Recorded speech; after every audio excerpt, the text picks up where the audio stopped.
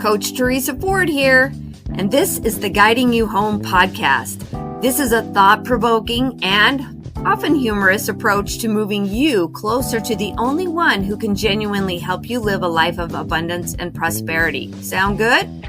Yeah, it's you that needs to go within so you can sit in the driver's seat of your life, co-creating with God. So make room for more light and knowledge. As you continue to listen, you will discover elements of how to lead with your inner light, how to act on your specific promptings, and how to follow your spiritual intuition so you can fulfill the measure of your creation. Thanks for being here, and let's dive in.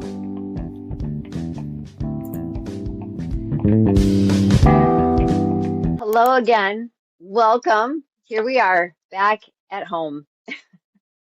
Guiding you home, building confidence to go within, because this matters.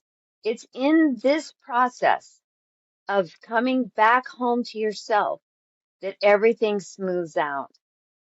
When we are wafting around in the wind, it gets a little bit crazy, and that's a very general statement, I know, but it gets crazy in that we have emotional instability, we have indecision, we get a little clouded, clarity is not there, the distractions are high, and it's not a lot of fun in that space. So today I want to talk about, how do you know if you are actually soul guided? How do you know that you've gone within, right? And the difference is being ego driven and being led by the spirit. Now, first of all, just a word about the spirit. First, I think step number one is you must invite the spirit in. Asking, you shall receive. You must ask and give all of your angels, all of your guides, all of your masters, helpers, healers, and teachers to come in, because we are surrounded by the spirit world. This is the spirit world where we live, but we're like the blind friend, and we're walking around going, I don't know, are you here? I can't see you. But the point is that they are here. So if you want to be spirit led, you must be centered in your spirit. You have a spirit. Have you ever sat there and thought about, who's looking out of this set of eyes? Who is that? Have you ever thought about that? I used to think about that as a kid. I'd be like, who is that that's staring out of these two eyes? And then I would think, what's it like for that person that's staring out of those two eyes? Not something every kid thinks about, but it was something that crossed my mind a time or two. What would it be like to stand in somebody else's shoes and look out their eyes? I feel like we can have those experiences when we are soul led, when we are asking for the spirit to be with us and then acting from that place of centeredness. So when we're ego driven, it's very external. And we probably learned how to be ego driven in our childhood. If it would be embarrassing for the family if you didn't get straight A's, and you were probably praised for straight A's and maybe not even praised for the B's, certainly not the C's, and definitely not the D's. So if you were taught that achieving and striving and moving in an external fashion, we're just really concerned about how we present in the world, that was learned. Now, some of us, we are achievers just by design, but in the healthy side of the achiever, we're also able to sit and be with the process. So if we don't get the straight A's, if we're not at the top of the class, if we haven't built the business or shown every last financial success on our spreadsheet, we're not too worried about it because it's who we're being. It's the process of being that achiever because you're just using your creativity. You're going forward with excitement. It's a lot of fun. That's soul led. But if you are condemning yourself or chiding yourself or doing anything in a deprecating way because you didn't get it right the first time, you weren't top notch right out of the gates, that was learned. That's not inherently natural to anybody, is to be mean or beat ourselves up, right? So that only comes out of fear. It comes out of trying to control the opinions of others so that they see us the way we want them to see us. And if we've never thought about this any other way, you might say, well, what's wrong with that? Nothing, except for you are continuing to operate from fear. If I don't then, and we're pretty attached to the outcome of then. If I don't, then whatever comes after then for you is an outcome that we're unwilling to negotiate with. It's got to be the best or it's going to be embarrassing. It's got to be the best or we're going to feel bad. It's got to be the best or it means it has a negative meaning attached to our worth, our value. That's a lot of work. Can you see the application in your life? And I see this a lot. Like if we just think about just like the initial moments that we present as a person that maybe we aren't on a regular day-to-day basis. That's ego driven. So let's say you go on a date for the first time, or let's say you have an interview for the first time, and we get all spruced up and we put on this best look, right? Our manners are on point, our etiquette's on point, our interview skills are sharpened, and we've done some work to be there. But if we're not that person all the time, then there's bound to be some disappointment in the future because you start dating and the person thinks that, wow, she's put together, she's got a lot going on. And that may be true, but it may not be all of this. And the ego driven is what we want people to perceive because there is an element hiding in the dark corners back there somewhere in your body that you might not be good enough, that you might be rejected, that you might not be accepted fully as you are. But when we show up bright and shiny, it doesn't have anything to do with our eyelashes. Bright and shiny doesn't have anything to do with our cheek color. It doesn't have anything to do with lipstick. It doesn't have anything to do with the sizes on our body. It has to do with your inner connection. When you show up bright and shiny, it's all about what you know you've got going on, and it's some of the favorite things about yourself that you love. So you can see the difference. Like some people, they don't wear makeup and you meet them and they're just miserable. Other times you meet people, they don't have makeup on and just want to spend more time with them. This is the difference. We are a very external driven society. We really care what other people think about us. And we really care to show up. But if that's not who we are, let me just explain some more. You're behind your closed doors. Nobody can see what's going on, except they kind of can, but we'll just say that they can't. And you're unhappy. You're having emotional meltdowns. There's a lot of drama going on. There's, late night eating. There's things that we're trying to fill a void because there is a void. Until we figure out what that void is, it's an ego-driven void. When you're no longer ego-driven, who we are behind closed doors is very much who we are out in the world. Like if you're not prone to overeating in public, you're not prone to overeating behind closed doors. If you're not prone to swearing out in public to be accepted or belong to a crowd that does swear, then you're probably not prone behind closed doors. I should also probably put that in reverse. If you're not prone to waste time behind closed doors, then when you're out in public, you're not doing that either. Like it goes both ways. And so we have to ask, are we the same person inside and out? Are we the same person externally presenting ourselves to the world as we are behind closed doors when nobody's watching? They say that's what integrity is. It's what you do when nobody's looking. Who knows? You do. You know if you're the same person out there and behind closed doors, right? So something else that stands out as ego-driven versus spirit-driven or soul-driven is how you make your decisions. Are you deciding from a place of insecurity? I'm going to do something to get something because I'm lacking it. I'm going to try hard to earn love or validation or effort, make a big push and an effort at being accepted. If that's what's happening, that's all ego.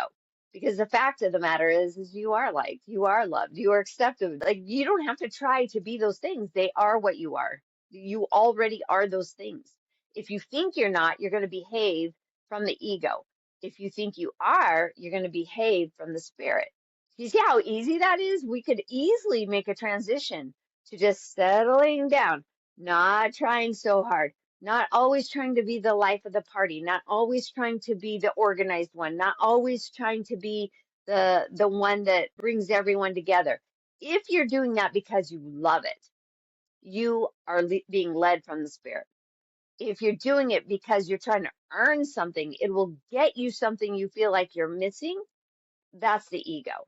Can you hear the difference? So there's scarcity behind having to try, having to earn, having to effort, having to change who you are, and even forget about your needs in order to get something from the rest of the world. A pat on the back. By the way, let's talk about the pat on the back, okay? When you're a child, you're like, Mommy, look at me, Daddy, watch this, right?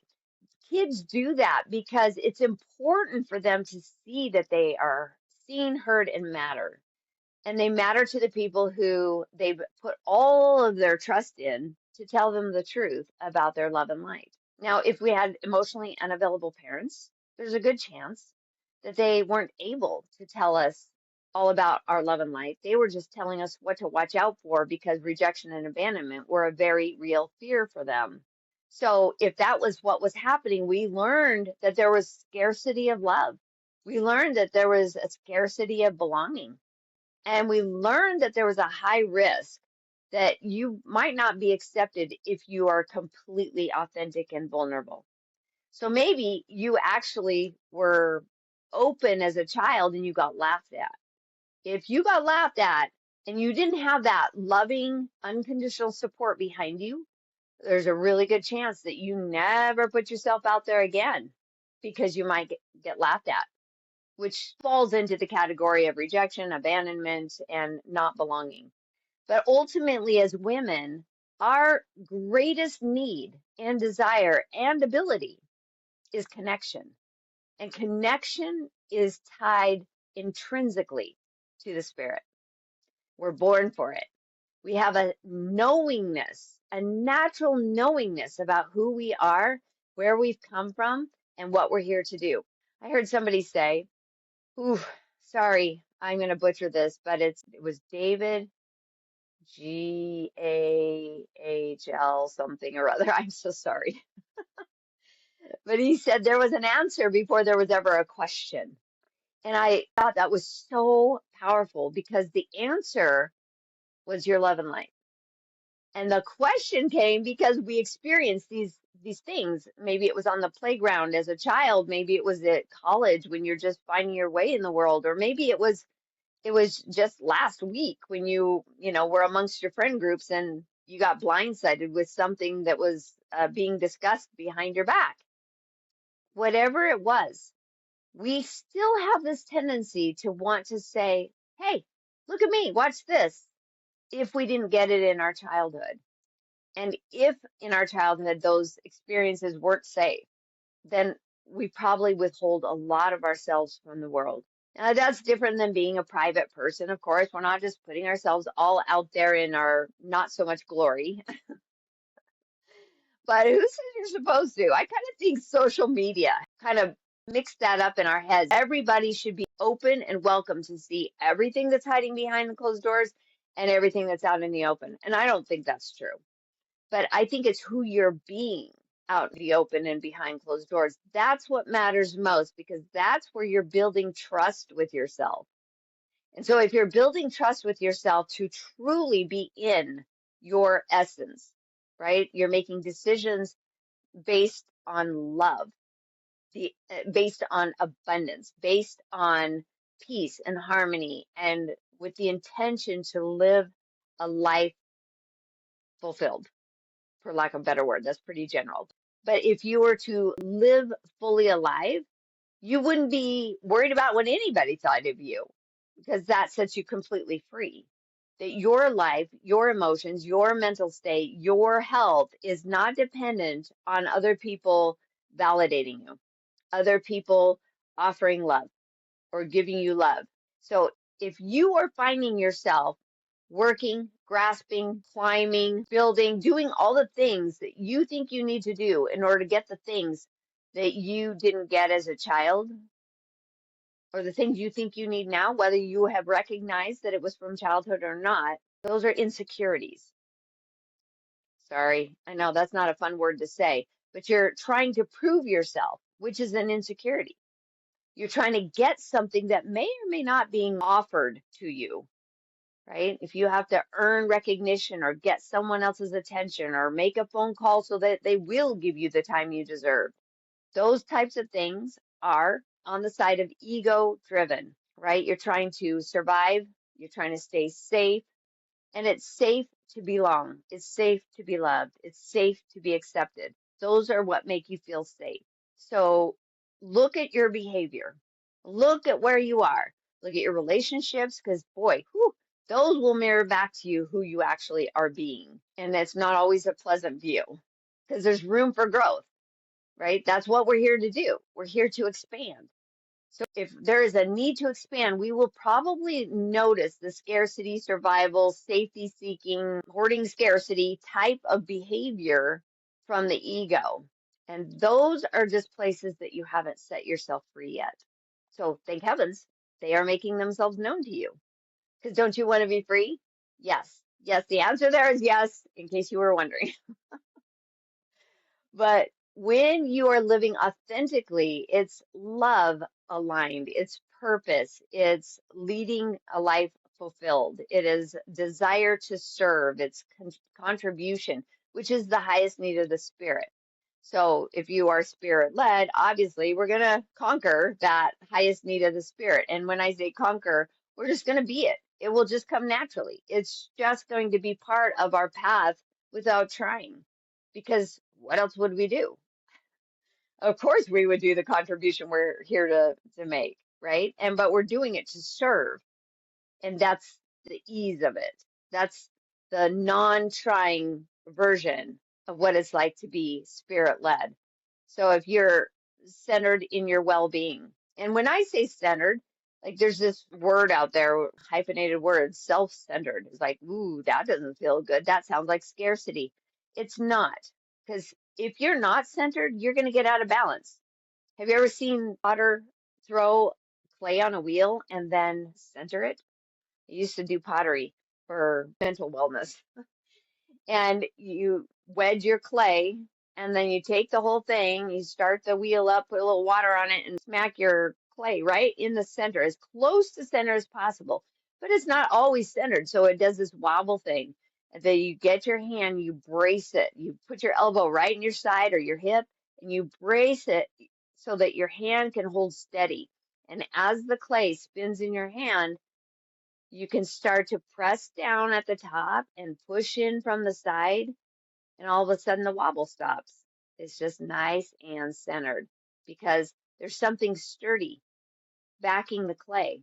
So it has a point of reference, right? It just molds to your hand as you press it down. And now you can press it down and bring it up. You can pull it and move it around, and it doesn't come off its center point.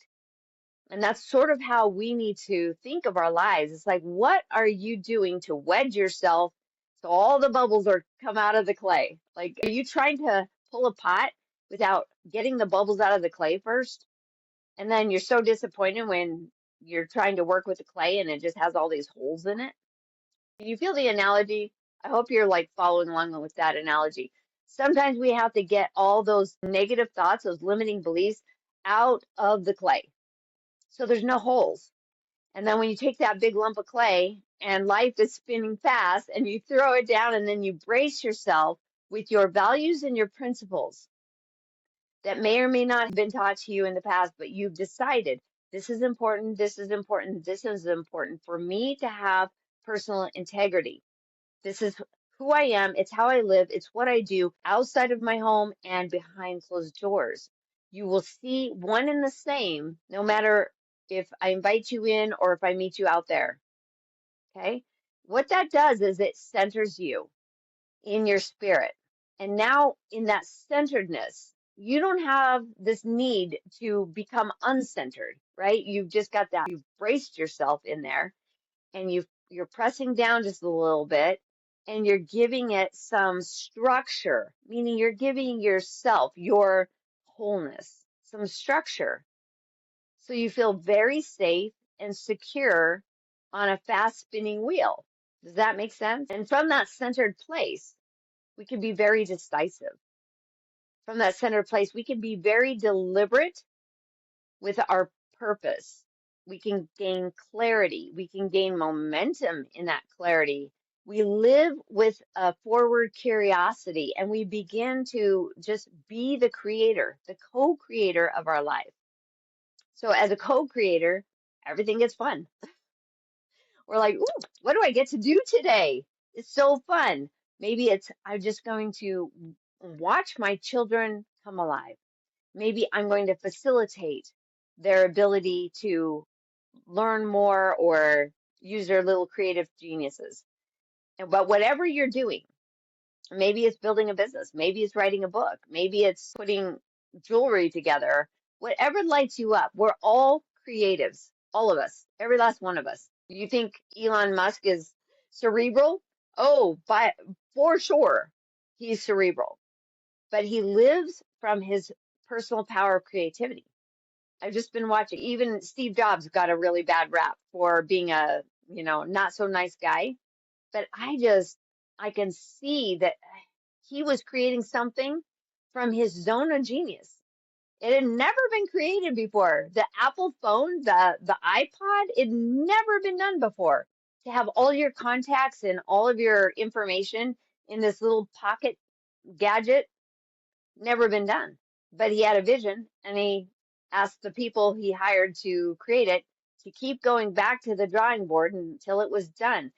But he wasn't apologetic about who he was out in front or who he was behind the scenes. He was just, he was a little bit odd, in his belief about fruit and different things. If you haven't read his book, it's fascinating. But I have taken a lot of cues from people who just march to their own drummer.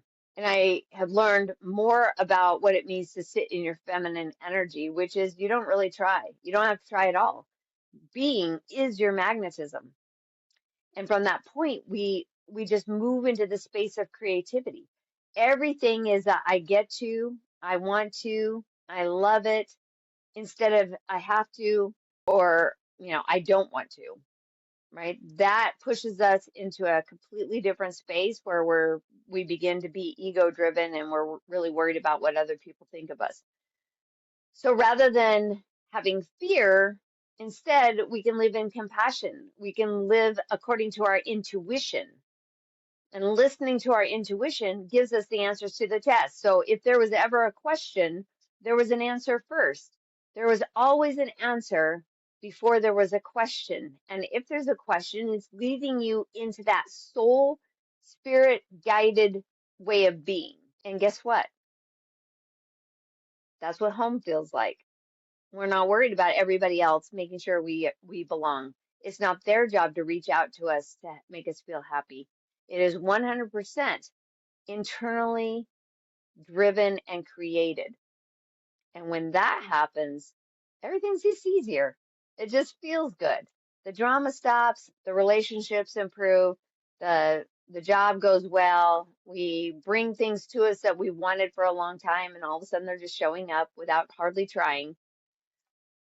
It's kind of a good place to be. So if you find yourself in a place where it's difficult to make decisions and you feel like you're not living purpose driven, like you're not centered, I would start centering yourself. I would start identifying your values, your beliefs, and your principles. Because from that place, everything else is possible, because that's your leverage for centering yourself here. And now you're more balanced. And from a centered place, all things are possible. Sounds pretty good, doesn't it? If you have any questions, please reach out. I know it's a very general topic, but the applications go deep and they also go wide. So if you're confused, if you want more clarity, please reach out. You can always DM me on Instagram, or you can send an email to teresafordcoaching@gmail.com. Until next time, my friend, have a good day.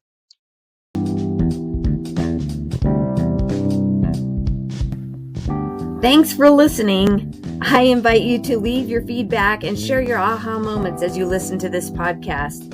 Also, you can access more information or any of the programs, courses, or worksheets that I've mentioned on these episodes on my website at teresaford.life. Or what I would really love is for you to connect with me on Instagram at teresaford.coaching and on Facebook at Coaching with Teresa Ford, so I can give you more interesting insights and further coaching to help you fulfill the measure of your creation.